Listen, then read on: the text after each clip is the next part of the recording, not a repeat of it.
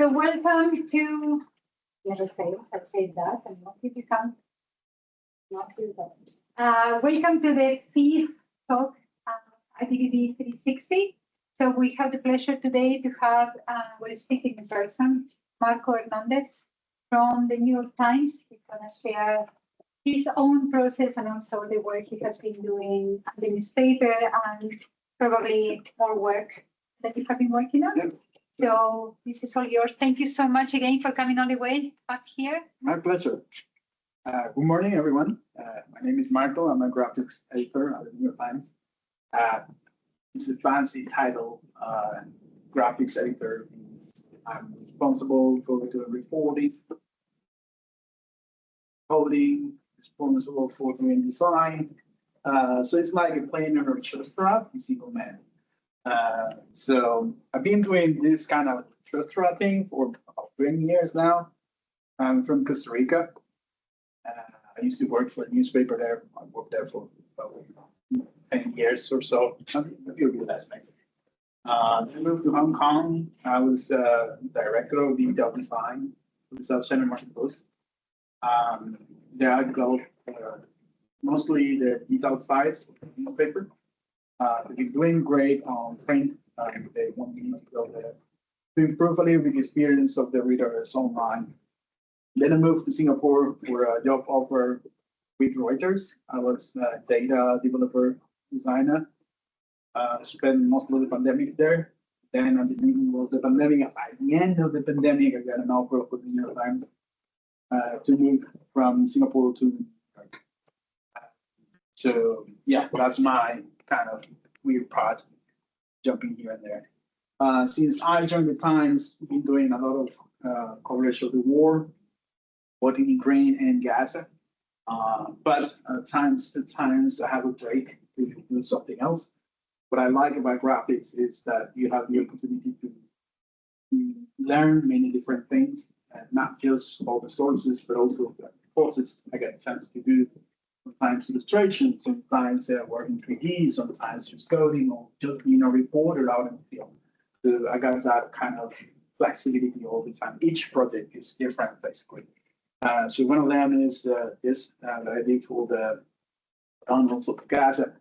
I based this into reports from the UN and some reporters that went down in the tunnels, but the information visually was very limited. So I decided to do the entire thing illustrated, just to represent a little bit better the way they built the tunnels, how they move things around. So I got a lot of people talking and describing how all these things were. The finding the right sources for this is a little bit tricky, because you may see something they want to show you, like we built this in the best capacity, we have all these, maybe you have weapons and things down there, but you need to be careful and verify like everywhere. This also went as Spanish. Times usually don't publish, so mostly English, but sometimes they publish also in Spanish. This is the one thing I have done in Spanish. I use a lot of illustration every time I can. I really like it. This is about a stretch of the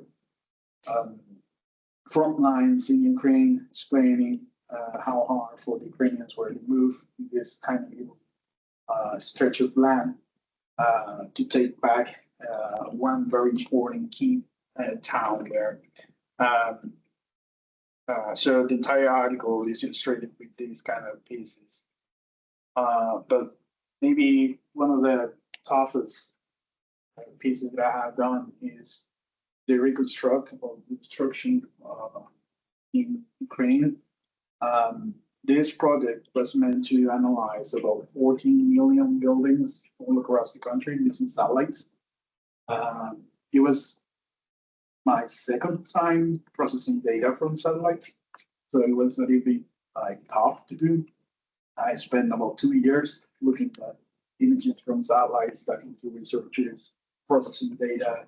I did about 50 terabytes of information from sketches, images from satellites, data from Google Cloud, all that stuff. I did many maps just to understand. Basically, I was getting readings from the satellite with areas like flags of damage. So I was every day looking at those images on satellites and flagging, well, this is a high school, this is a hospital, this is just military compound or something else. I did also a backstage story of the entire process here. At the end, you will get the links to look closer to this. For this, I was using open source data from the European Space Agency, and I did a bunch of 3D renders to visualize the amount of buildings by area damage all across the country. Many different versions of this went out. I was able to map basically every single block, every single building across the country. So I got all this, like red is damaged, blue is undamaged. I also did a bunch of print pages. It's not common. Usually our team, we are about 60 people working on graphics at times. And we have a bunch of them, like in addition to those 60, maybe 10 more doing print only. So I'm supposed to focus only on digital, but sometimes when there's something like this that I've been working for such a long time, it makes sense for me to take a little bit more time. After 2 years working on this, taking a week for doing the prints, it's not a big deal. We also not just print and online, but also do a lot of these tiny little things for social media. This format of video is also published on the front page, like demanding of the newspaper has been more and more demanding for you to talk about your story, explaining what's going on, and then the video cameras that are even better. Our stories, I know, they're super long sometimes. So having this kind of small videos on the front page really helps engage with the people. And also, if you post this on social media, you will get a better response. It's a real human behind it, not just an AI thing behind the use. We have a bunch of different things we use other times. We use the common things like that, a lot of Adobe Illustrator, a lot of After Effects, Photoshop, all that, you know. We use a lot of open source things like VIS, Blender, but we also need sort of custom made tools. Something we made already, like AI to HTML, which is very basic that times did. But when there's something like this project, we use a version for After Effects, similar to Illustrator, to HTML. This tool allows us to put together renders, images, animations, text, everything with the keyframes to be extracted and to be placed into the interactive. So it's a very easy way to move things from one side to another. This piece in particular was about the reconstruct of the cathedral. I forgot the name. Notre Dame. Yes, thank you. So it's a 3D render story, but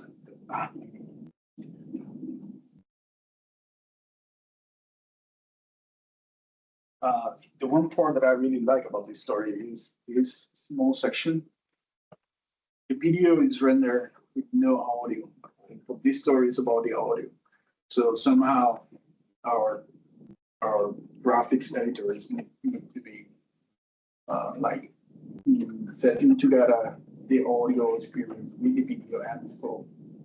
So when you get to this section here, this will explain you how the echo inside the cathedral is being made with the structure itself. Let's see if I can get the audio. I don't know if people.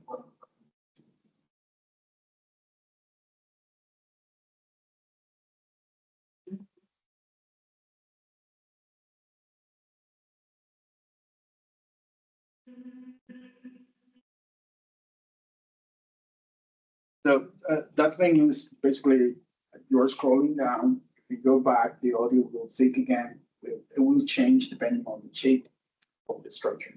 So this is something funny that we sometimes can do if we have time, special projects.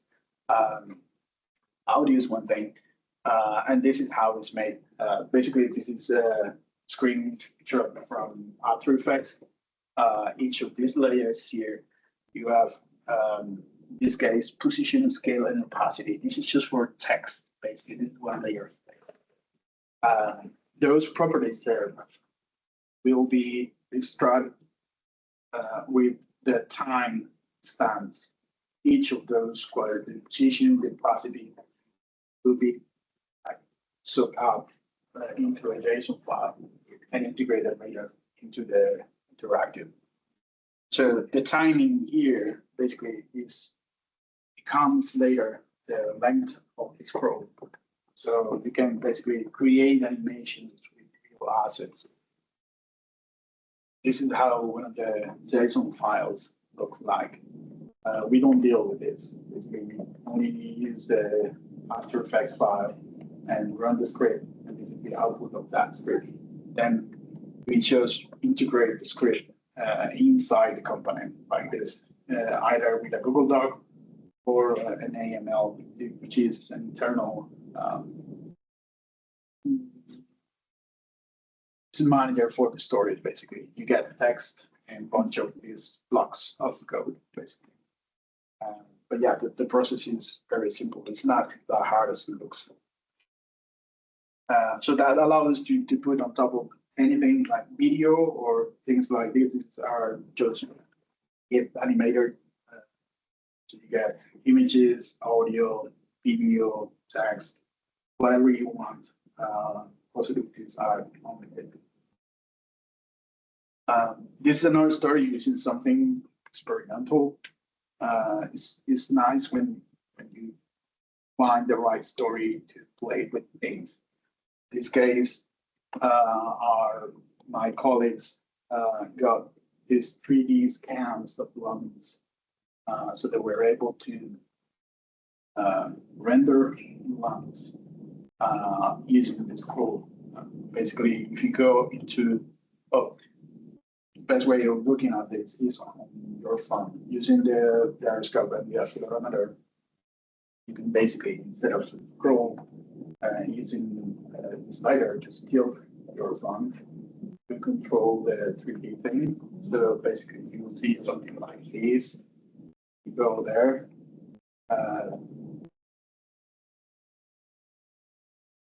And you got this option here where you can use the slider or enable the accelerometer and tilt your phone to see the 3D scan. So yeah, those stories are just a combination of pieces of code from After Effects, renders, videos, or just plain GIFs. This is a GIF actually, of Pulitzer. I said before, one of the things that I really like about this is that I have the opportunity to do more things, learn about many different stories, not just about the war. So here, some stuff that I have done in the past is really funny when you get this story that you never think about, but turns out to be super interesting. Like in this case, sand. This is a project I did for Reuters many years ago. And it was about why we don't use sand from deserts. If we have such a long extensions of desert, why we don't build our cities with those resources? Why we need to drag rivers or take beaches and destroy everything? Well, it turns out that the sand we need, it has to be a certain shape, a certain size, and rivers turns out to be like the best because they match the shape and the size. So doing that, I did like a rabbit hole of construction. This is all the cement that China has been using in the last 10 years versus the US in more than 100 years. And for reference, that tiny little pyramid down there is a great pyramid of things like so when you have numbers to create those kind of reactions with the readers, it's really great. I think graphics are very powerful because of that. Get the opportunity to show you something really, really strong, not in words, but visually. Well, often I use outrights. In this case, I was looking for the evidence of destruction, where the sand comes from. This is a river in the Nile. You can see how they've been expanding and expanding the riverbed just to extract the sand. It's part of the same story. Top section of the story. It has a lot of many of different things. This is another one. When I was in Reuters, it was really funny because I have been thinking not just the reporting and the story that I was meant to do, but also how this may be read in other languages. I don't speak Japanese. I would love to, but I had to consider how the maps and everything on that same story written in English will be displayed in Russian or Arabic or somewhere a little bit more difficult than others. But I love the way that maps looks in Japanese. This was the story about the anniversary, I think it was 75th anniversary of the atomic bomb. So this is a map of Nagasaki, I think. So yeah, consider how each of the graphics will be laid out. This is another story with maps about military exercises from China, around Taiwan. I work a lot with cryptography. This is also a map. This is funny because this is the same. This is the same data source that I was using for the war in Ukraine, but in a different way. So we are looking here at radar data. Radar will give you, in this case, a before and after, so you can tell if a building was being destroyed because you have, well, there's something missing here. The thing in heights will tell you something, but you can also apply that for land. In this case, this entire East Coast is sinking. So there are many bridges, highways, buildings, you name it. There's a bunch of structures there. You can get most of them because of water extraction. But yeah, we team up with the researchers to do this analysis of the change in the East Coast. And this was very, very actually satisfactory because sometimes, like every time I publish something, I have a bunch of emails right away. Like 99% of that map, people complaining about something. Listen, you got this wrong. Sure that. So you have to reply politely and say, well, very much appreciate your comments. Here you have more resources, you want to have more about this. But sometimes, well, that 1% comes something very rewarding. In this case, was it was a high school teacher sent me an email saying, "Hey, I love that story that you just published, the East Coast is sinking. She saw this version, the online version. Send me an email to say, can I have a PDF of your story?" And I was like, you know how to, I don't think you can convert the interactive into a PDF. And she told me, well, it's because I was trying to explain to my students just this week this issue that you have there. And I found this is the right way to tell the story. It's not just the map. The story has a bunch of more graphics explaining how this works and why it's an issue. So I told him, well, you know, next week it's going to be on print. Thanks for your email. You can buy the paper and you can get like a poster version of that. You don't need me to get a PDF. And well, just it was the following week.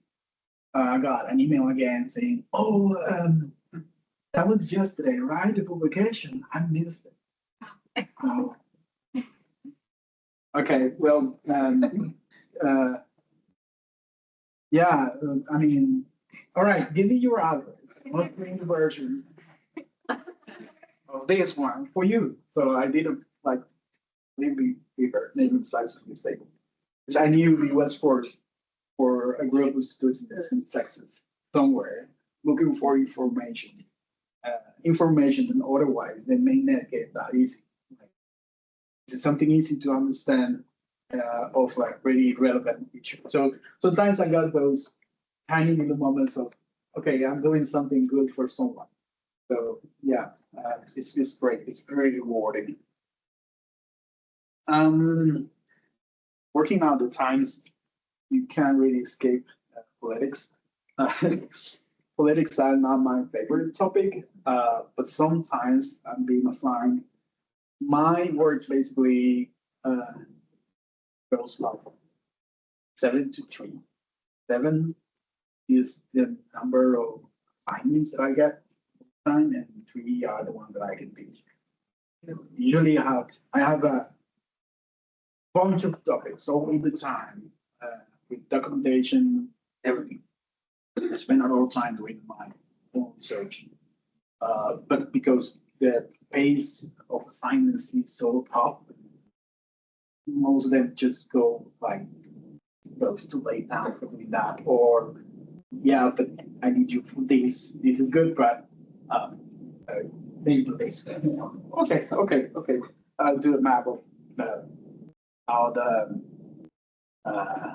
the boat shifted in this case. For doing this, elections are a big topic. We usually prepare a few months ahead. Basically, we're doing graphics of the data that we don't have. So we prepare templates, many templates, 10 different templates with different graphics, all working with the data as it's supposed to come. Sometimes it's then you need to fix it somehow. So this is a lot of code to get the graphics ready. They're almost real time.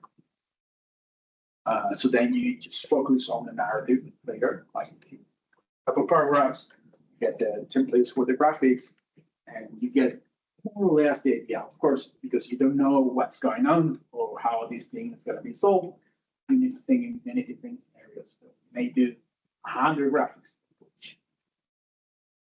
That's the word. This is one of the 3 that I was able to pitch and publish. I was looking at many times happens to me that I'm walking on the street listening to a podcast or something. Like that. Well, this is awesome. This is a visual story by itself. I mean, podcast has some okay, but I can just take that section and convert this into something else. In this case, was a report from a researcher that I was reading. My email is always full of newsletters from weird places. One of them was an observation, an early observation of tornado counts, saying that last year was heading to be one of the highest counts. Then I found a lot of issues like, yeah, but there is always they report more than the final count. They usually take off some of them.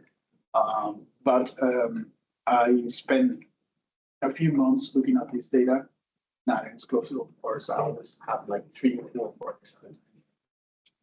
But I was able to produce this by the end of the year last year. So the story is effectively was the highest in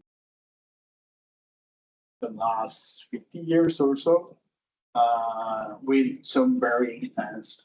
So it was good for me to be always checking those newsletters and having the feedback directly from the researchers. So being in touch with sources is always great. I also have this company that they run drone photography over large areas with a resolution, with an amazing resolution. I mean, those images are like 5 centimeters, so you can literally see even people inside their houses. But it's super detailed. Okay, so some other stories, non-geospatial, I mean, no maps. When I was in Hong Kong, I spent a lot of time covering the protests. Those there were always an issue because always the police will say that they were less than really are. Just specifically more than really are. So we did a bunch of these analyses, looking at the kind of weapons that the police were using, the counts of people, how they got in such a narrow spaces. But one of the things that I found really interesting, I was there to count people actually, just to see how many people were attending, setting up cameras and then running algorithms to count heads, basically. But I was sitting on the bridge and I started looking at these lines of people. We can see it very clear here, but here's something really funny happening.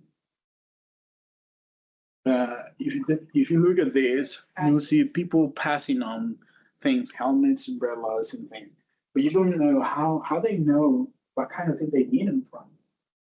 All those assets were way back a few meters away in trucks or shops. So they developed these kind of sign codes that they can just pass the message very quickly and efficiently to the back to get whatever umbrellas, helmets, water, or even it's okay, we don't need more supplies, we're good. So that went into a story as well. That was part of the first nomination that I got for the Pulitzer Award.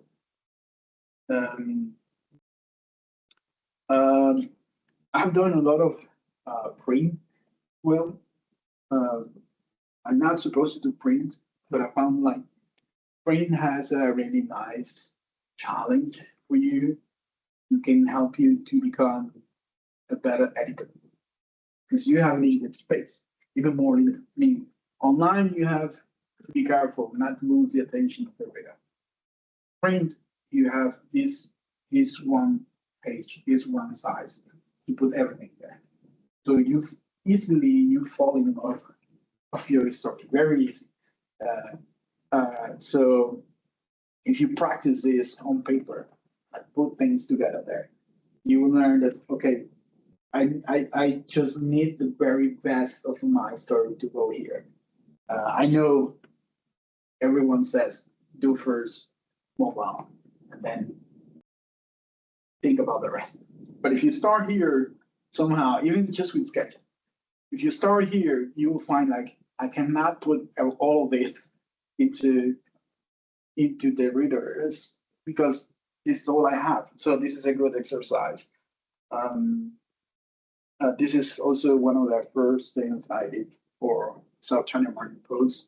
So my mission there was to create templates and things, but I thought, well, maybe they will need a couple examples of the stories. So it took it was a couple of months visiting cities in China, museums, and this was about the Forbidden City.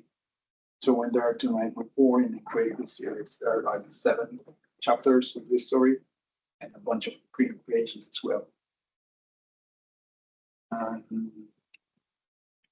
This is one of the investigations we did with names of unexploded weapons, missiles, and things that there are now in vast fields in Ukraine. The ordinance of all these were taken by a large team actually, collecting data of photos, people also on social media. It was a very big reporting what happened with the unexploded things, especially those tiny little submunitions that come from missiles on the fields. Those would be, like many other parts of the world, going to be buried there for years. And maybe in future, someone will come to harvest the area and those things easily would explode. So yeah, this is one snapshot of those graphics. This has a very special place in my heart, some sort of say in it, because it was my first Pulitzer. This was another story of the consumption of plastic bottles. Basically, we bought every minute about 1 million bottles. So this wasn't a story for Reuters. We got first sort of headline saying we all consume about 1 million bottles every minute. Headline is great. What if you can make it visual? What if you can put the head of people there, bury someone with bottles?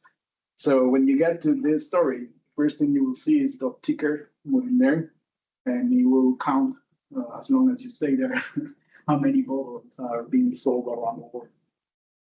The story is not just bottles found on top of this garbage; it's no longer visible. But you can see then later. Well, this is the amount of bottles that you will get in an hour. This is the Chris Redeemer 2 scale. Every day, 1 month, and the last 10 years will be enough to cover. I live under that pile of plastic there. So this is how much, and this was numbered from, I think, 6 years ago, so maybe even more. Maybe we can cover Boston. So the same line, talking about scale. This was another story I was doing for iScores. iScores are really important records for weather. You can go back in time and learn how temperature was thousands of years since. And the main thing is we're losing all those records. It's really important to understand how fast we're losing those records. This is the daily amount of ice we lose from icebergs, from glaciers daily. Would be enough to do almost 300 meters the size of Central Park. So yes, we are losing those records very, very quickly. Sometimes I have time to do something fun. This was for the Olympics in Tokyo, I think. So my idea was to look at sports and things that are no longer exist, like there were some weird combination of things. So the piece is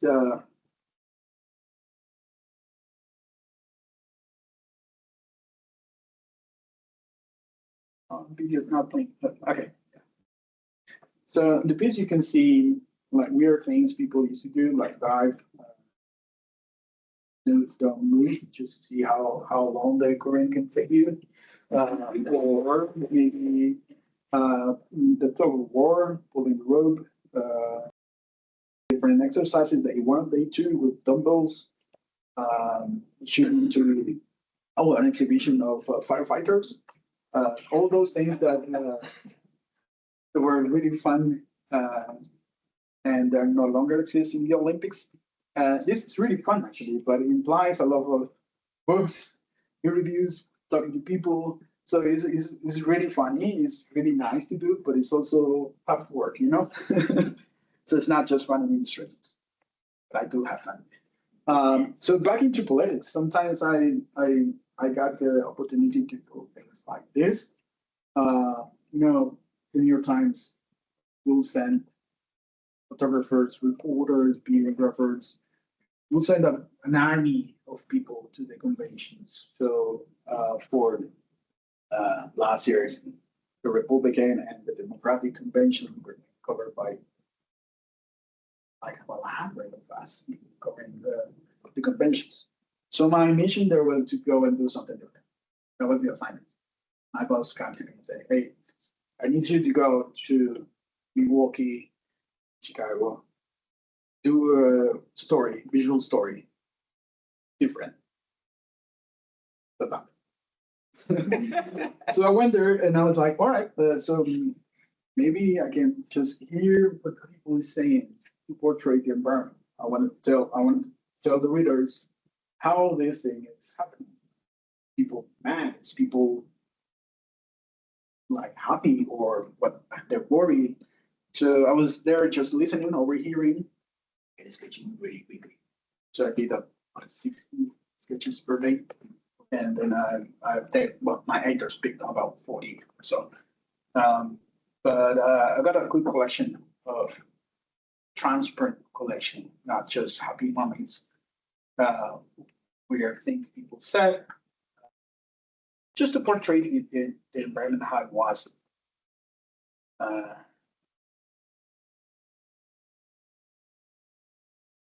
Including people protesting. But those are like kind of fun moments that I have the opportunity to do something.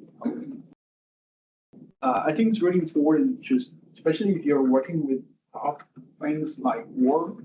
War is very face big load of you. And you have to be careful. You need to unblock from those things. So one thing that I do is take every Sunday a break away from news, and I do silly stuff, nonsense all day. So every Sunday I do a schedule, put it on time block, just for me, for my own satisfaction. The last year I did one every Sunday about bugs in silly situations, often with people. This year I'm doing medical creatures, so I'm selecting one country, different country every Sunday, and I do one of these. I mean, I'm doing this just to release my mind from all those things, and then on Monday go back to sunlight and work. But it works. I'm not a little bit compulsive, so I have a bunch of websites and things. You can get, this is a collection of one of those websites that you can go. There you can see and some highlights, things that I have done very recently. You can see also an archive all the stories that I have published.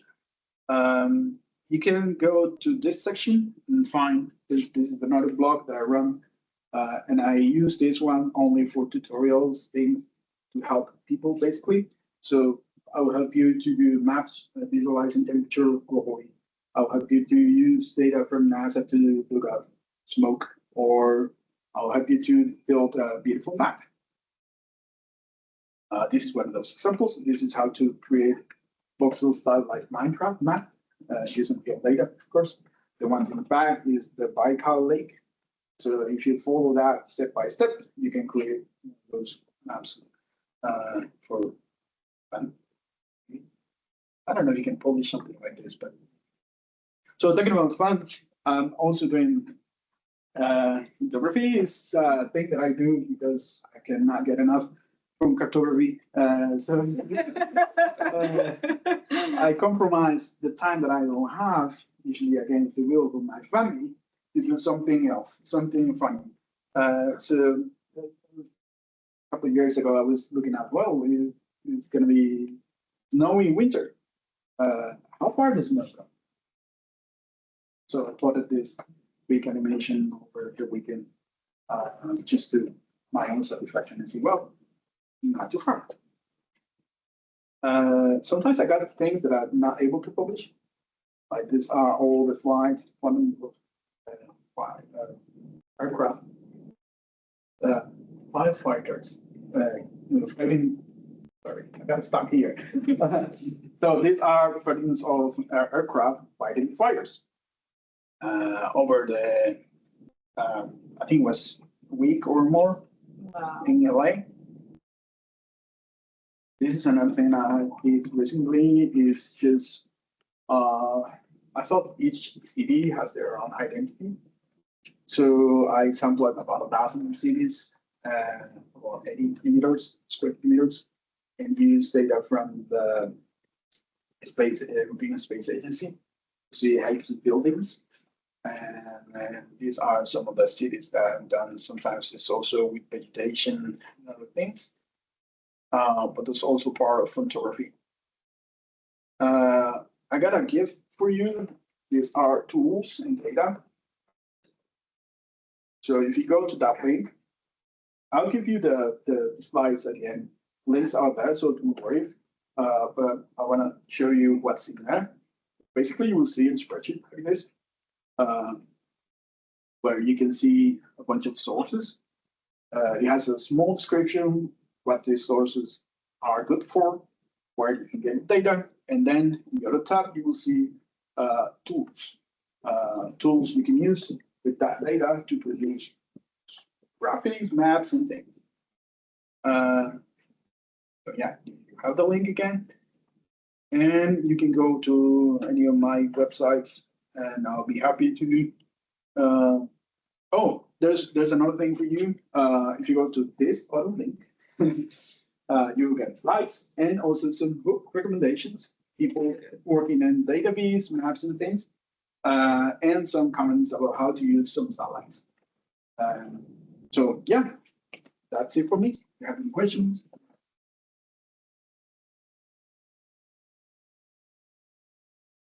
I do have a question.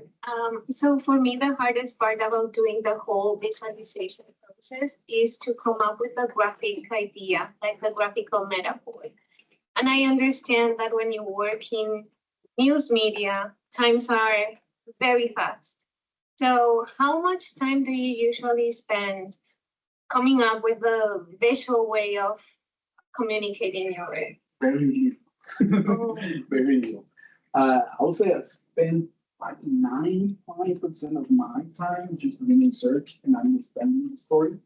When you get the, like often to me happens that you spend time talking to someone and suddenly flashes of how should I explain this to someone else come to your head.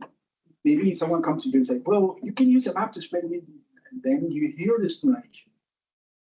No, maybe not the best way to explain this. I'm getting confused.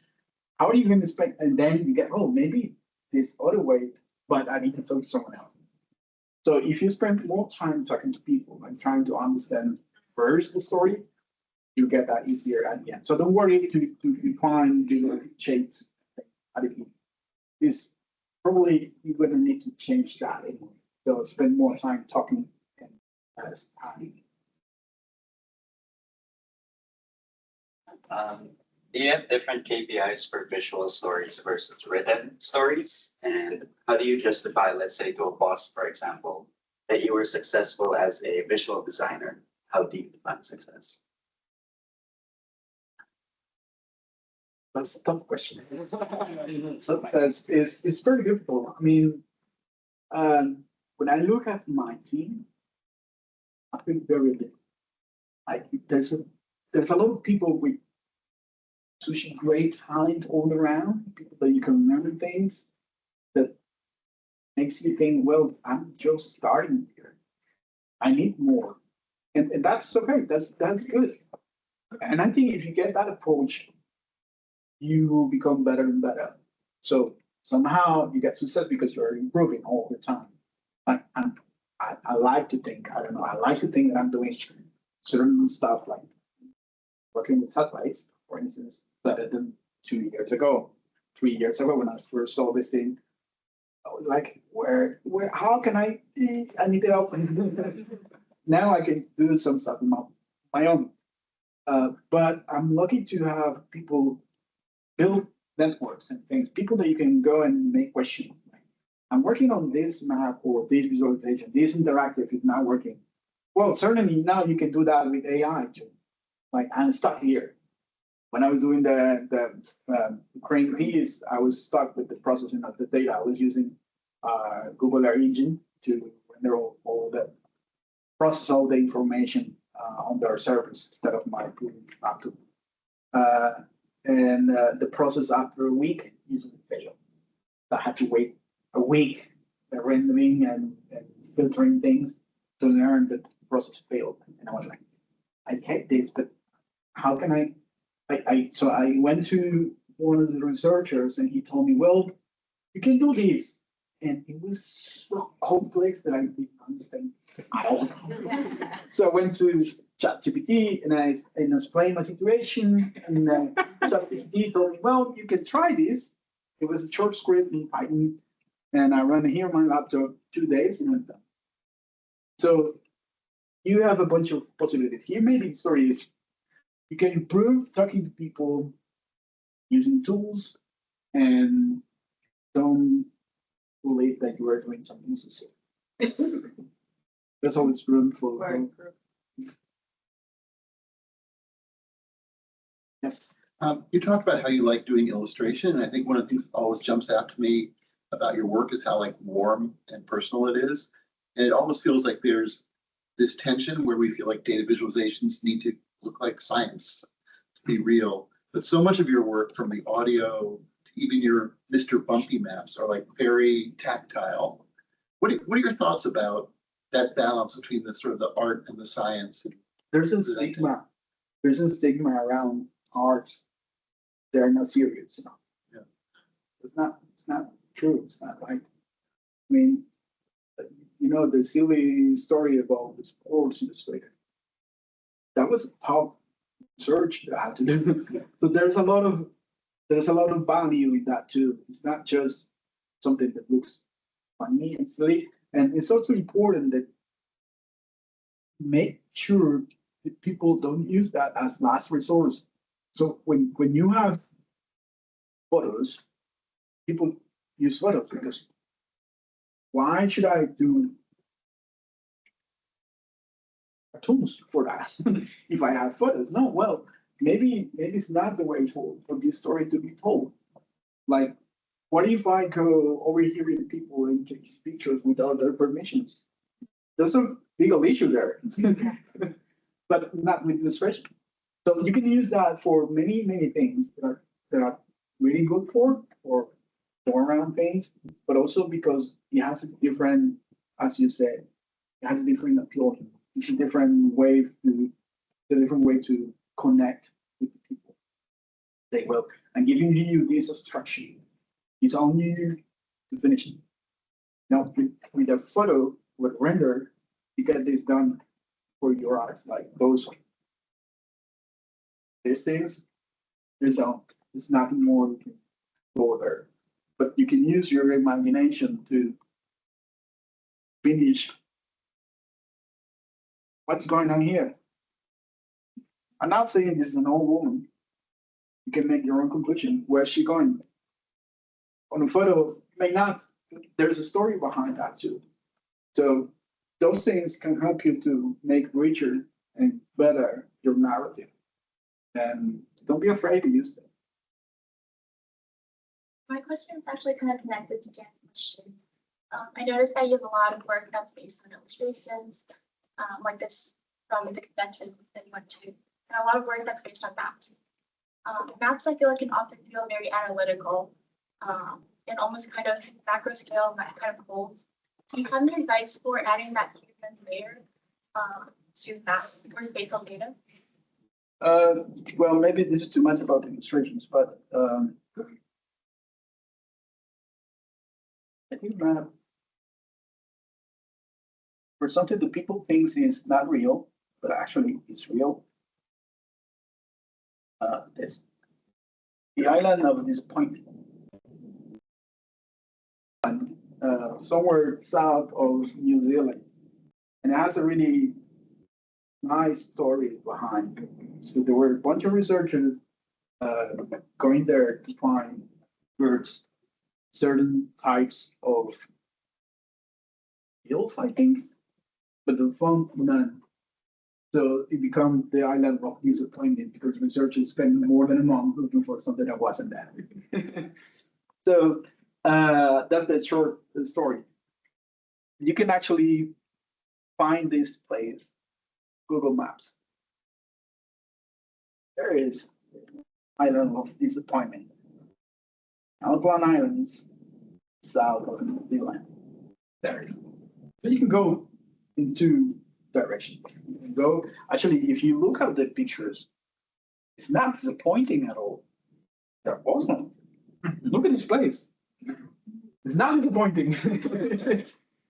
I mean, you can go there and let's say you are doing something, a reconstruct of that expedition that went there. That actually one of the British explorers also sunk a boat off the coast of this island. So you can, let's say you are reconstructing that story. You can go and find all records, use all the houses, the book that they yeah, that now, okay. And find all the details of their expedition. Use some of these images, use satellite images. Those are, again, limited. Like if you see this, yeah, this is a real place and I cannot make anything else out of it. But if you use something more like this, you can put your imagination to work. This will take you also to the past because the way it is like brownish and like handmade. So you may find this as a narrative to go back in time. Like let's get bored of this disappointed ship and explore this island. Then you can use zooms to tell the story and say, well, this part way here, there. Then you use the base map as the lead. If you do that with satellites. So yeah, it's about how you as a storyteller use the best source of tools. Illustrations are not just good little things. They're tools as well for different purposes. I mean, I don't think I can use the same tool as is for something very sensitive and very like visualizing corpses by massacre on the street. You're not right, because many people will take that as a mock. But you know, go vectors maybe.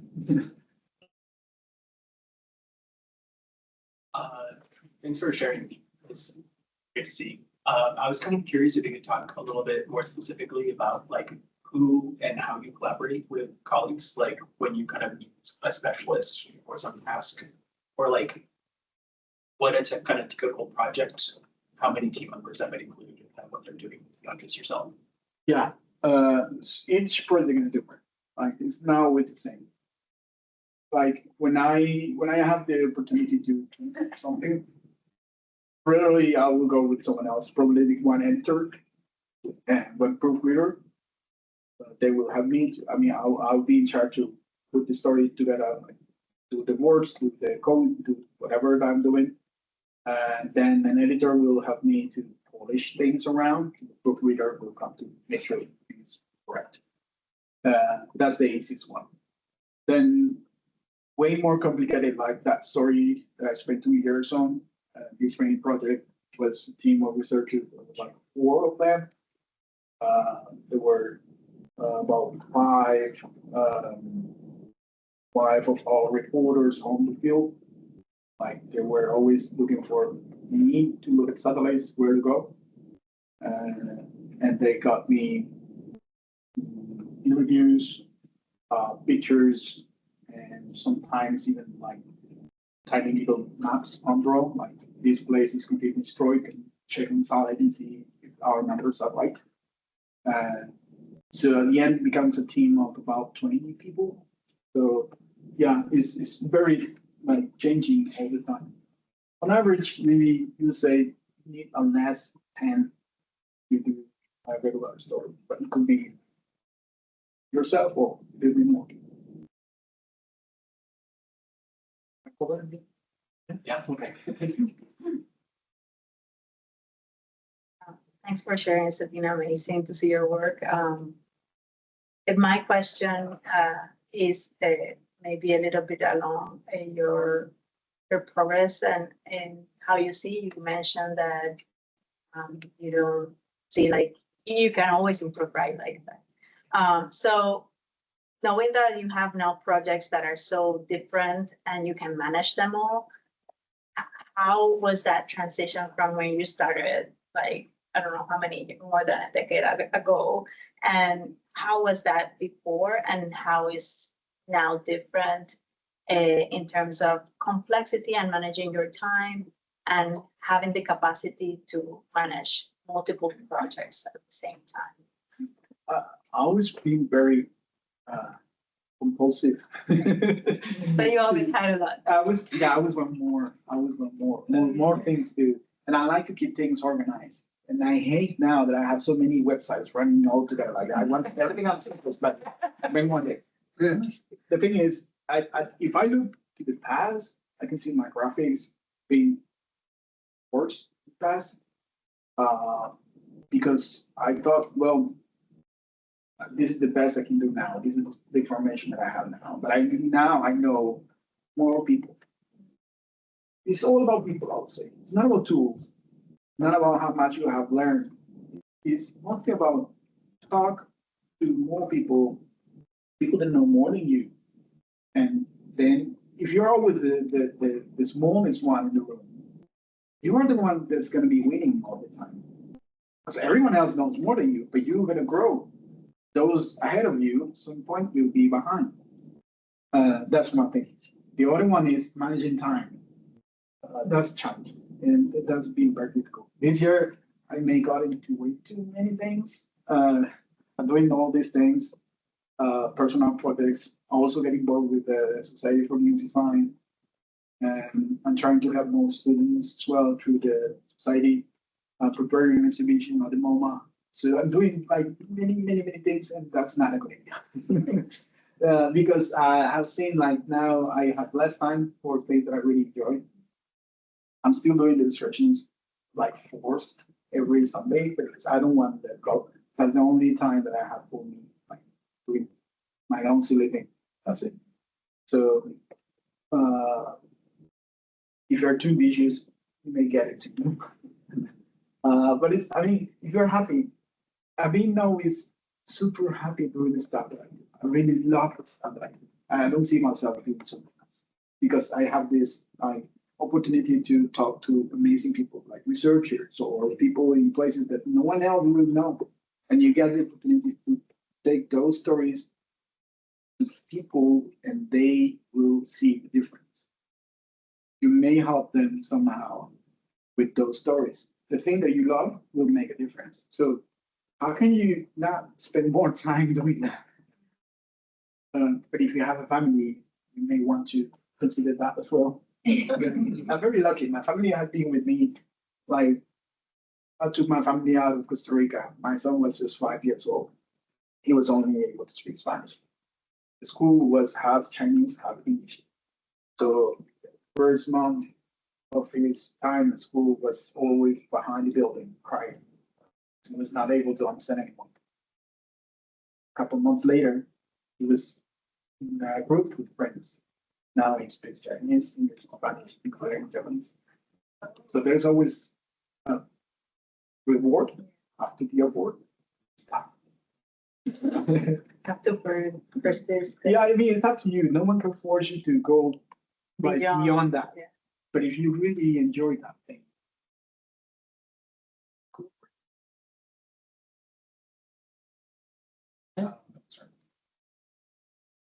So you talked about following your passion, following what interests you.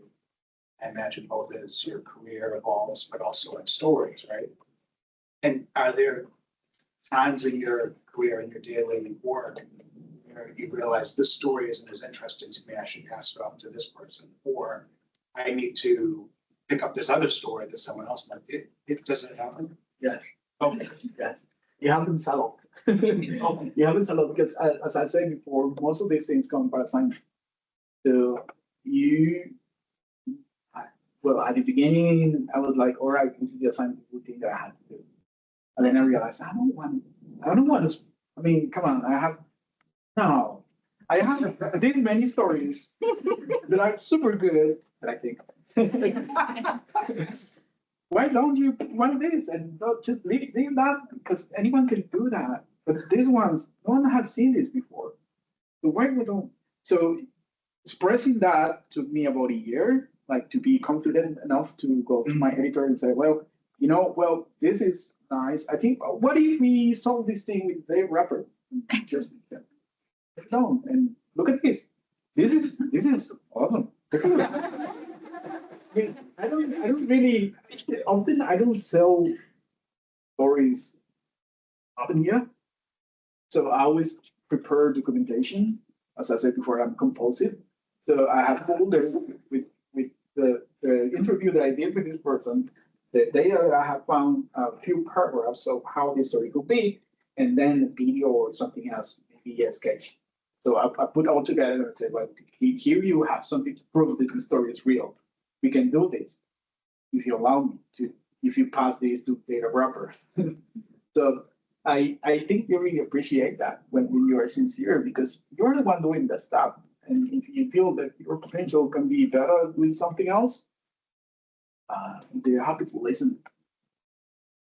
Is there testing in the field, like usability testing? Oh, I'm sorry. No, I'm piggybacking to that question specifically because before you said it's all about people, and most of what you have been sharing is all the research that you normally do to make sure that whatever the stories you create are accurate and are representing high quality stories or data or information. But I know that many newspapers and publishing, because of the high speed of everything, don't really have time or measures about whether whatever you put there is understood.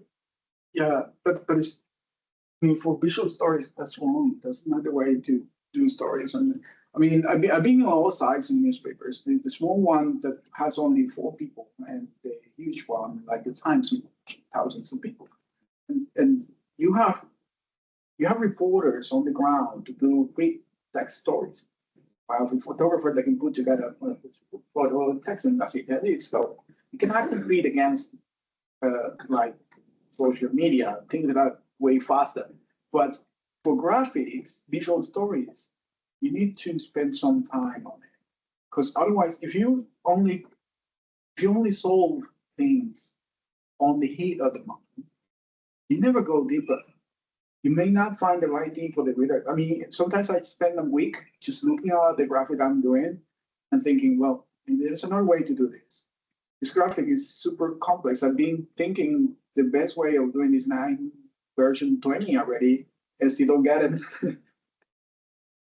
I understand you cannot spend maybe that much into a single graphic, but I think my question was not clear. I wasn't questioning your process of creating. I'm just saying, once things are out there, or you publish an article, is the newspaper gauging whether and it was effective, or the story came across to the public? oh, sorry, yeah, okay. Or okay. in that sense, so once it's out of your hands.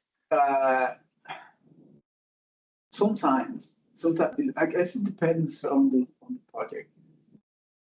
Doesn't really make sense to follow up on something that is very light. But if these may make a difference for someone, maybe, yeah, they follow. We don't do things because of the clicks, how many clicks we have, or how much it's being shared.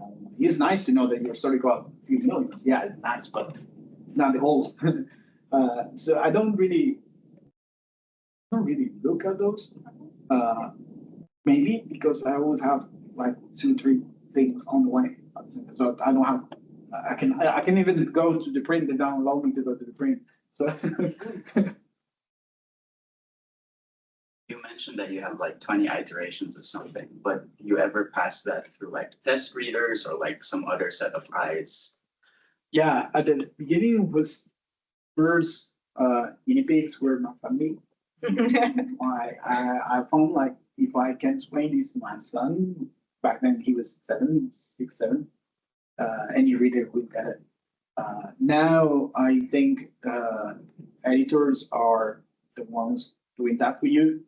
So we have a team, they call it the backfield.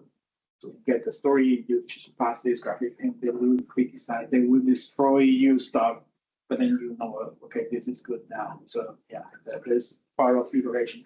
Don't take things personally. That's something really, really important, because maybe these people just need one more label, one more wrap or explanation how these things are. That will make a better version of your work. So it's on you, for you. Related back to the feedback or the testing question, I know that in different fields, there are these natural working triads. You mentioned like a visual journalistic storyteller, which is what I'm thinking you might associated with, but then there's an editor and proofreader, so you at least have that. Is there feedback loop for reporters? Yeah. You know, are there other triadic or maybe even just paired feedback loops with these other extended team members? Yeah, they like in my case, English is not my first language. Yep. I always mess up with the words. Yeah. And there's also the weird thing on style. So because it's been a few years actually, and I remember now in Asia, my English was a little bit with the English from England. So I got words mixed up, and here the book style is different. So I had to take out like use leave for later. Well, those things that well, they're written there in the book of styles for you. But luckily, you have a team of people that can always point to you. They don't want to see the same thing twice, so they make sure that I'm tagging you here. Don't make this again because this is the way we do this thing politely. But that's the message that don't do this again. So yeah, you get that kind of feedback. But also, even from the outside, that I've seen a couple of times, like people think from the outside that we do things because purpose, like we commit mistakes on purpose. And true is often you don't see those things until they get published. So often I got readers saying, "Hey, you got this." Often I can say, "No, you're wrong." But sometimes they're right. So having that feedback, your work has a lot of disposition as well. When I publish something, a landslide of emails and things is good. It's good because you have that support somehow. Next time you learn the lesson. Next time you don't make it. But both. Are there like any professional consequences when that does happen? Because there have been stories I've done where I was about to publish it, but then I find like a bit of info that like changes the angle. The bigger the media, the higher the chance that you get sued. So yes, but for us in our case, when we go to sensitive things, we usually have a support from lawyers as well. If we found a picture, I'm not sure if we can use, but it's proven the one thing that I'm saying here, not just go through my editors, but also for the lawyers. So they make sure this thing, well, we can make a case in court if necessary for this. Okay, you're safe. But if you don't say anything, it's on you. Because you were the one finding that picture and publishing. If you shield yourself with more people, probably you'll be okay. But anyway, making corrections, it's not the end of the world. If you see my stories, probably you will find one or two. I don't like when they become more than two, but it sometimes happens. We're all humans. It could be, silly things like you flip the north or something like that, something silly. Not for Zoom, maybe you change the north, but yeah, sometimes we're exposed. But if you have more people behind you, okay.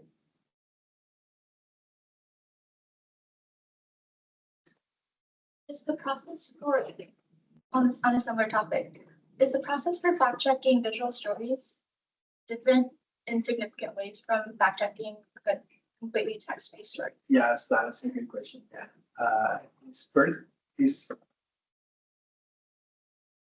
went off. Yeah, it's more difficult actually, because you don't have to worry just about the words, but sometimes the shape of something could be misleading, or a map maybe is taking you. Let's put something like on styles, how you name places.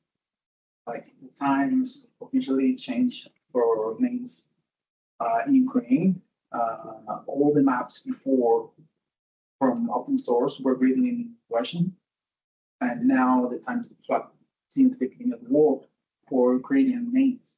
So if you type, for instance, Odessa with double S, that's Russian. If you type with one S, that's Ukrainian. And you can get in trouble just because of that. But it's one thing that you may not notice because you did the map.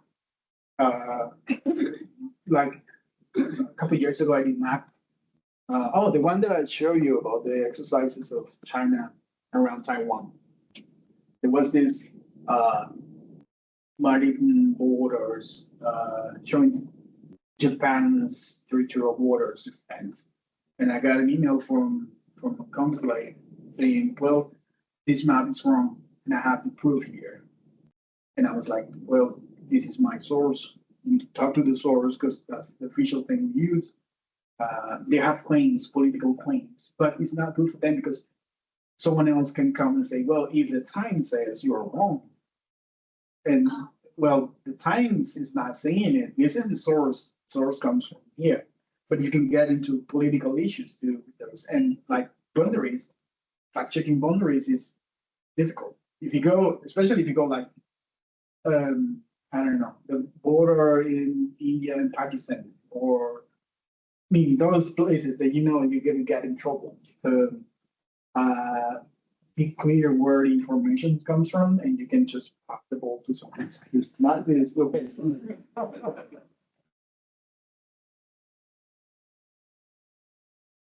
I think we can leave the last minute for eating, and if anyone wants to talk to Marco in person, because this has been great. And the conversation, the presentation, everything. Thank you so much. Question?